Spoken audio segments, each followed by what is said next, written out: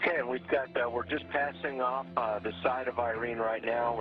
It has taken more shape since we've seen it the last 2 nights. The eye is not yet discernible to tell if it is big. I'll zoom back. Malevolent weather system nearly 700 miles wide. We're following breaking news right now out of Washington, D.C., where a magnitude 5.3 earthquake has been felt in the D.C. area. The Pentagon has been evacuated. We were just talking to Senator Coons of Delaware, who, like so many others right now, slightly shaken by the tremors that they felt. The senator telling me live that the ground literally shook. Workers at Japan's Fukushima plant say the ground under the facility is cracking and radioactive steam is escaping through the cracks.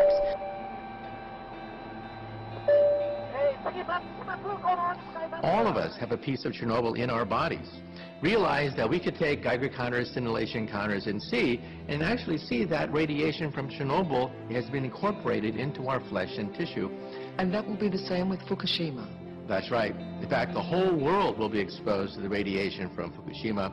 It means that the radiation went over the Pacific Ocean, sailed over the United States, and it is now circulating around the entire Earth. So we're already getting it. We are already getting radiation from Fukushima. It was a 5.9 that occurred in Virginia, and that is confirmed. No doubt you felt it yourself. Certainly did, Jeremy. Yes, you really wonder what's going to happen next this year. It's an eerie feeling standing on top of the Sky News building here in Washington with sirens howling around us. The streets are full of people evacuated from buildings. A rather odd place to have a large earthquake. It's pretty obvious now that we are experiencing a large earthquake uptick. When you look at what occurred in Colorado with the 5.3 and the 4.7s and the 3s, and then if you just look over the last 14 days, look at this. It's an insane number of earthquakes. And when you really start to see the number of 5.0s, 6.0s, you had the 7.0 swarm that occurred over here on the western side of the Pacific. When I look all around this and I see this swarm of earthquakes, this lets me know that the earthquake uptick is continuing, and it's continuing unabated. We don't know what's causing it yet, so we're really kind of left wondering. Those are softball size. Oh, this is going to be so much work for me.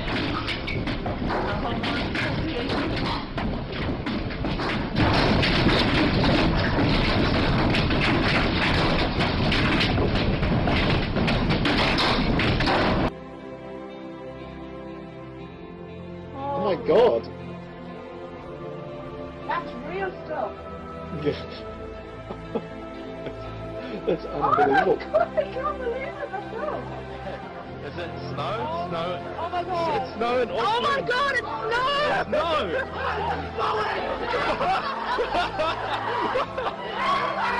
It's snow in Auckland for the first time. It's snowing for the first time in Auckland.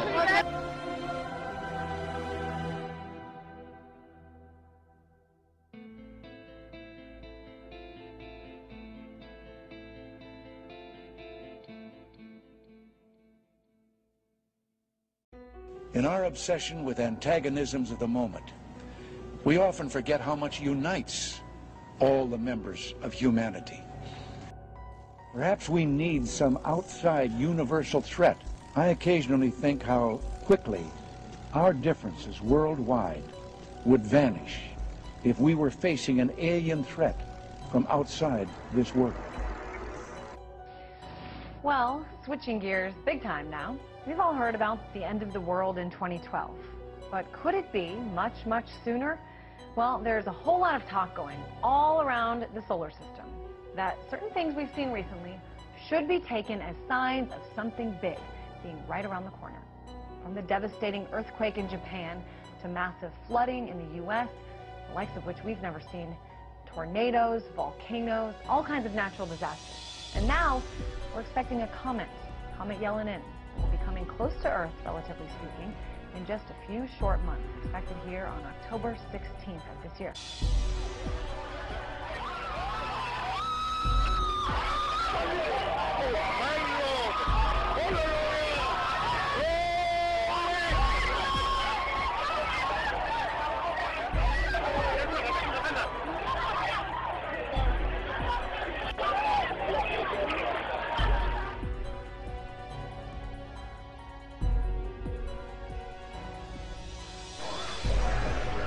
9 o'clock and it's still all yellow.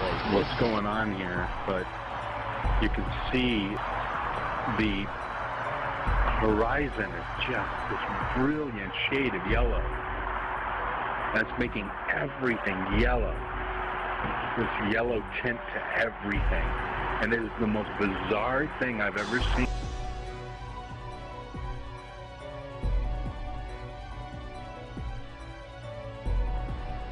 Look at this. Now, what do you think that is? Bizarre. Yeah, but it looks like aliens. It's not closing up. But, I mean, I've never seen anything like that. Ever. Is there anything in that direction? No. So the sun's over there.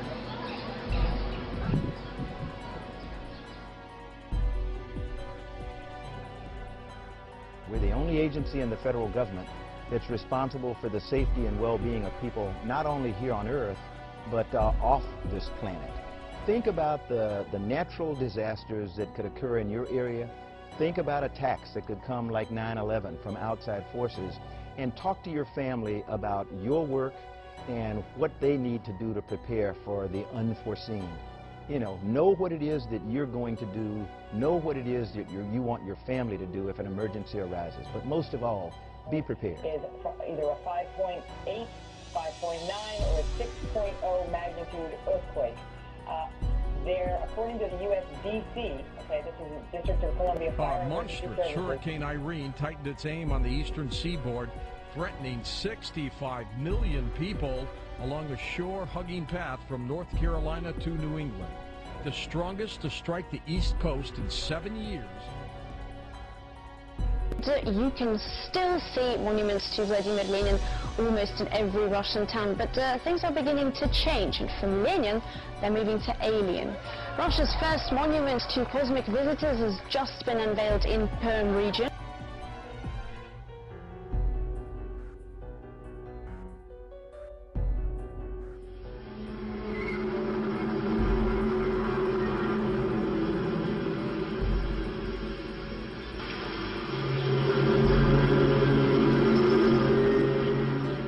Canadian environmental sound detectives are looking into a very mysterious humming sound and vibrating effect in the border city of Windsor, Ontario. That's right across the Detroit River from Detroit.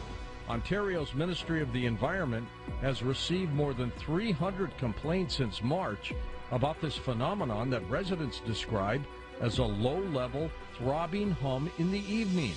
Now, a lot of people around the United States have heard this too. As a result, the ministry has set up seismic and sound monitors, but there hasn't been any official word on just what's been recorded. Since the humming began in March, theories of its source have abounded. The components of DNA have now been confirmed to exist in extraterrestrial meteorites. Researchers announced a different team of scientists also discovered a number of molecules linked with a vital ancient biological process, adding weight to the idea that the earliest forms of life on Earth may have been made up in part from materials delivered to Earth, the planet, from space. A crisis of leadership. We've been talking about this all week. But what if there was some sort of outer space crisis? An alien invasion sounds crazy, perhaps, but then who thought we'd ever see the stock market swing 5% a day all week long? So maybe it's not as far-fetched as it sounds. If aliens invaded, who would step up to lead us in that fight, and could we even win? Well, the Kepler satellite currently orbiting in outer space has identified about 50 planets that seem very much Earth-like. In fact, every week we discover another Jupiter-sized planet in outer space. But a few of them may have intelligent life, perhaps even more advanced than what we have on Earth. Now, so how does this actually work? When Discovery decided they were going to do a show on alien invasions, your phone rings because you're on the sort of speed dial for theoretical physicists who can help them do the war game for how this might play out? Well, believe it or not, we physicists have actually studied the question of what happens if we do encounter a hostile advanced civilization in space. Either the aliens don't bother with us because we're simply too primitive, or if they do invade, it'll be more like Bambi versus Godzilla. The fact that they could be 1,000, 1,000,000 years more advanced than us. However, if, on the other hand, one day they do attack, we have to be prepared for the fact that they're going to overwhelm us in the opening shots of a war. Perhaps we need some outside universal threat. A lot of people are concerned about it. We've done a lot of research on Comet Elenin, and what we found is that there's a lot of missing data on this comet. NASA claims that it's a harmless little fuzzball of ice, won't come any closer than 22 million miles to Earth. Others are saying that they're getting pictures of it, that it doesn't look like a comet, it doesn't act like a comet, it's coming in from an area that comets don't normally originate from. We have sort of a maelstrom in our galaxy where comets originate, and this one's not coming from that neighborhood. So there are a lot of things about this comet that don't make sense. Couple that with the arrival of a very large asteroid along around the same time, coming in from a different angle, and the launch of the new emergency alert system on the same day of the arrival of that asteroid.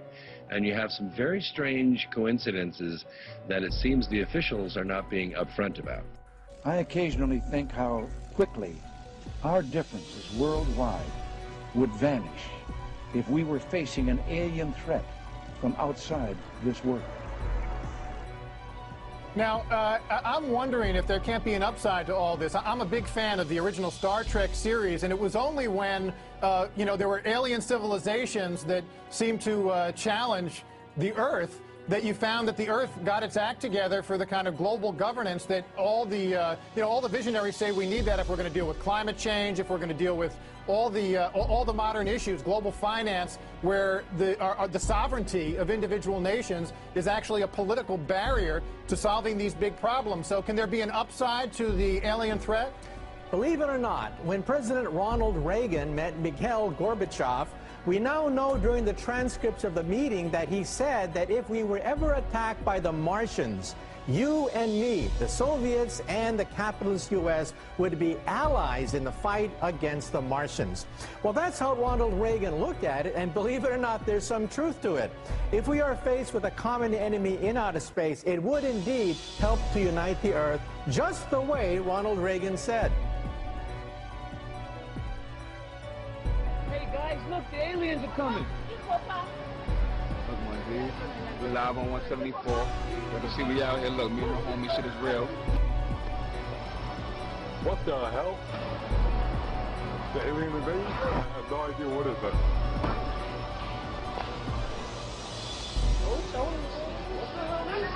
Know that today is the day before the hurricanes will come. But we do have to plan for the day that maybe a few of them could be hostile. That shit crazy, that shit bananas. I've never seen nothing like this in my life. Well, a strange sighting off the coast of Flagler County. Calls from witnesses flooded into the police station after people reported seeing this ball of light. A giant flame like the one in this picture has Flagler Beach buzzing. The problem is no one can identify it. Some witnesses think it was a plane, but according to the FAA, there were none on radar at the time. Others watched from this deck at Finn's restaurant when the object struck the ocean. It was quite a sight over the skies of Beijing on Thursday. A mysterious bubble cloud of sorts caught the attention of many in the city. A mysteriously huge bubble cloud over the skies of Beijing and surrounding areas Thursday. When the observation team set their instruments at the bubble, it gradually became bigger and thinner. The entire occurrence lasted for less than 15 minutes. Observers took pictures of the whole process and posted them online. In less than one day, more than 100 comments were posted about the unusual phenomenon. Many of those who commented said they had seen a similar bubble cloud in the provinces of Shenyang, Shanxi, and Zhejiang. That is weird looking. I've never seen that before. Have any of you guys ever seen a shadow behind a cloud? That's what it looks like. It looks like a shadow. There's like 3 layers of it, basically. That is freaky looking. That is weird. A suspected meteorite has fallen across the ancient Peruvian city of Cusco. Residents of the capital of the Inca Empire were surprised to see the object shooting across the horizon at around 2 o'clock in the afternoon. Local officials are still trying to determine where the object may have landed.